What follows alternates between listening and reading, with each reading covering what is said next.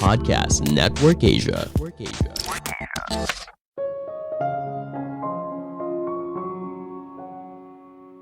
Lebih dari setengah transaksi Bitcoin merupakan transaksi palsu. Halo semuanya, nama saya Michael. Selamat datang di podcast saya, Sikutu Buku. Kali ini saya akan membahas soal transaksi palsu Bitcoin. Menurut riset yang dilakukan oleh majalah Forbes, lebih dari setengah transaksi Bitcoin adalah palsu. Tentu saja ini fakta yang mengejutkan. Sebagai gambaran, 46 juta orang Amerika Serikat memiliki Bitcoin, dan Bitcoin merupakan aset kripto terbesar dan paling populer saat ini. Bayangkan apabila setengah dari volume transaksi itu palsu. Tentunya banyak orang yang bisa terjebak dalam penipuan, kan? Sebelum kita mulai, buat kalian yang mau support podcast ini agar terus berkarya, caranya gampang banget. Kalian cukup klik follow.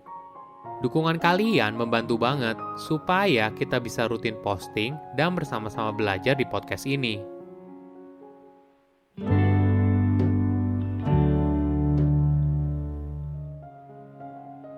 Mungkin kamu pernah mendengar berita soal Bitcoin, entah harganya yang membumbung tinggi atau berada pada kondisi saat ini di mana harganya sedang jatuh jika dibandingkan dengan tahun lalu.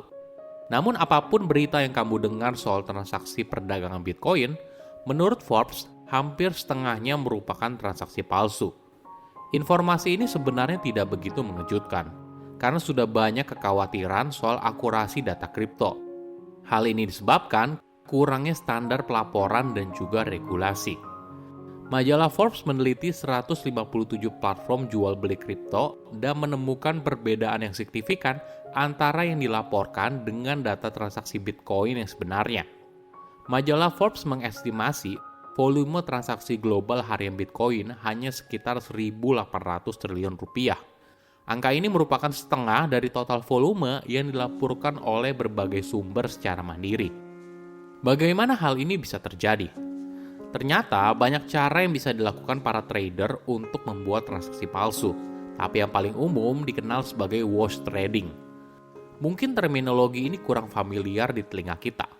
Maklum saja, wash trading telah dilarang di bursa yang terregulasi di Amerika Serikat sejak tahun 1936. Sebelum dilarang, wash trading marak dilakukan oleh para trader untuk menggelembungkan jumlah transaksi. Namun ketika Wall Street runtuh pada tahun 1929, ini menjadi pemicu pelarangan wash trading. Oke, jadi apa itu wash trading? Wash trading adalah strategi trading di mana penjual dan pembeli berada di pihak yang sama. Jadi mereka melakukan transaksi jual beli di antara mereka sendiri untuk menciptakan sebuah ilusi kalau aset yang sedang diperdagangkan memiliki nilai yang lebih tinggi dari yang sebenarnya. Kenapa hal ini penting? Karena mayoritas orang biasanya melakukan trading atau pembelian sebuah aset karena aset itu populer. Aset itu menghasilkan keuntungan yang besar dan sebagainya. Kamu pasti familiar dengan situasi ini, di mana ada sebuah aset tertentu yang lagi ramai dibicarakan. Teman atau saudara kamu lalu tiba-tiba pamer kalau mereka mendapatkan keuntungan yang besar. Tentunya kamu jadi tertarik untuk ikutan, kan? Lalu ketika ilusi yang kamu buat mulai dilirik oleh banyak orang, disitulah waktunya kamu meraup keuntungan. Praktik ini tidak berjalan sendirian. Ada banyak cara untuk melakukan wash trading. Misalnya, kamu bekerja sama dengan orang lain membentuk sebuah sindikat untuk mendorong harga sebuah aset tertentu.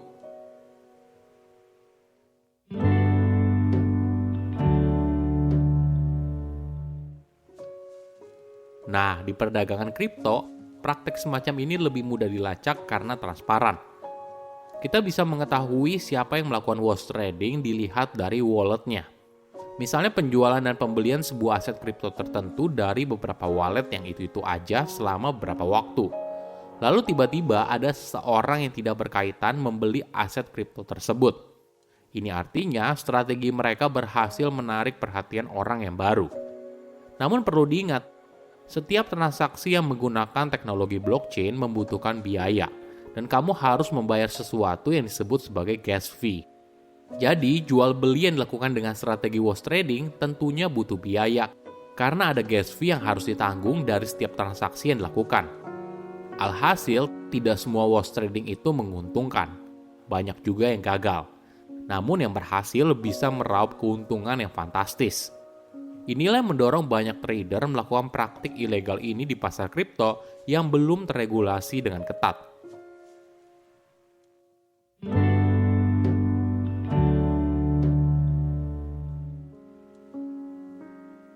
Alasan lain kenapa wash trading marak terjadi adalah karena sebuah aset kripto dan platform transaksi jual belinya seringkali dinilai berdasarkan volume transaksi.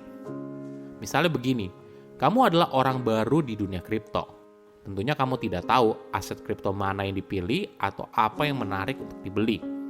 Mungkin kamu akan mengunjungi website yang mengukur seberapa banyak platform transaksi kripto diakses dan berapa banyak volume transaksinya. Ketika sebuah platform di-ranking berdasarkan volume transaksi, maka hal ini menjadi sulit bagi pemilik platform untuk mengatur dan membatasi perilaku wash trading. Karena jika dibatasi dan diatur, maka mungkin saja ranking platformnya bisa kalah dengan kompetitor. Malpraktik ini menjadi sorotan pada tahun 2019 ketika Bitwise Asset Management mengungkapkan kalau 95% volume perdagangan yang dilaporkan oleh bursa di CoinMarketCap, situs web data kripto nomor 1 di dunia, adalah palsu. Lebih parahnya lagi, perbedaan data transaksi antara yang asli dan yang dilaporkan semakin besar di platform jual beli aset kripto yang lebih kecil. Majalah Forbes mengestimasi 80-90% volume transaksi yang dilaporkan jauh lebih kecil dari yang sebenarnya. Bayangkan, apabila data Bitcoin, mata uang kripto yang paling populer, memiliki banyak transaksi palsu, bagaimana dengan mata uang kripto yang lain? Oke, apa kesimpulannya? Pertama, volume transaksi kripto belum tentu akurat. Menurut majalah Forbes, volume transaksi perdagangan Bitcoin hampir setengahnya merupakan transaksi palsu. Inilah yang membuat kita harus hati-hati saat memutuskan untuk membeli aset kripto. Kedua, praktek ilegal wash trading. Banyak cara yang bisa dilakukan para trader untuk membuat transaksi palsu. Tapi yang paling umum dikenal adalah wash trading. Strategi trading di mana penjual dan pembeli berada di pihak yang sama. Jadi mereka melakukan transaksi jual beli di antara mereka sendiri untuk menciptakan sebuah ilusi kalau aset yang sedang diperdagangkan memiliki nilai yang lebih tinggi dari yang sebenarnya.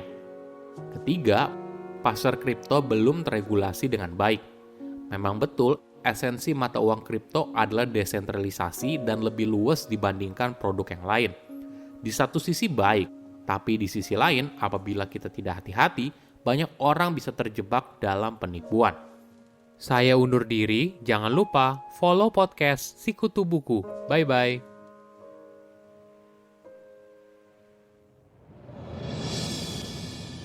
Hola, Valerie Patkar di sini. Gimana episode hari ini? Pasti seru banget. Jangan lupa juga untuk dengerin podcast Lover Session yang ngobrolin banyak banget tentang segala bentuk dan warna cinta lewat teman-teman fiksi kamu. Sampai jumpa di Lover Session! Pandangan dan opini yang disampaikan oleh kreator podcast, host, dan tamu tidak mencerminkan kebijakan resmi dan bagian dari Podcast Network Asia.